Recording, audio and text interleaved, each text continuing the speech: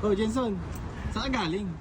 Sa bahay. Sa bahay? Ba't ka nagkakape dito sa labas? Gising-gising mo ako eh. Tapos ngayon eh, madalin mo ako lalabas kasi may susunduin. Kape muna ako. Bagong gising ka pala. Kaya pala mukha kang fresh pag bagong gising. Parang may ka dito. Ano to? Ba't may bako? Bukbok. Ganun talaga, pag artista maraming bukbok sa mukha. Ayun, parang yung daan. Grabe ka. Hindi, joke lang.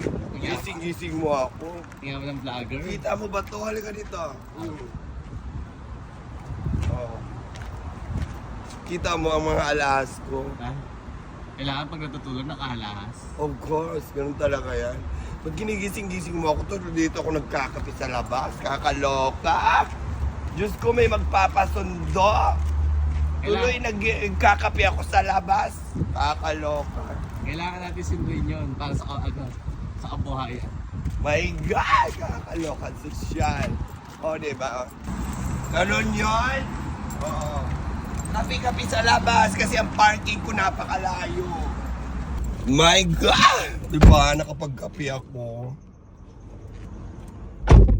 Kasi hindi pa ako nag-toothbrush. Diyos ko, nangangamoy ang aking Ay, nga pala, close ko nga yung ilong ko. Amoy diga ba? May naamoy ako. Kape naman ako, gabi ang arte mo, porkit naka-brace ka. Ay. Susera ka. Ganun yun, baka lang.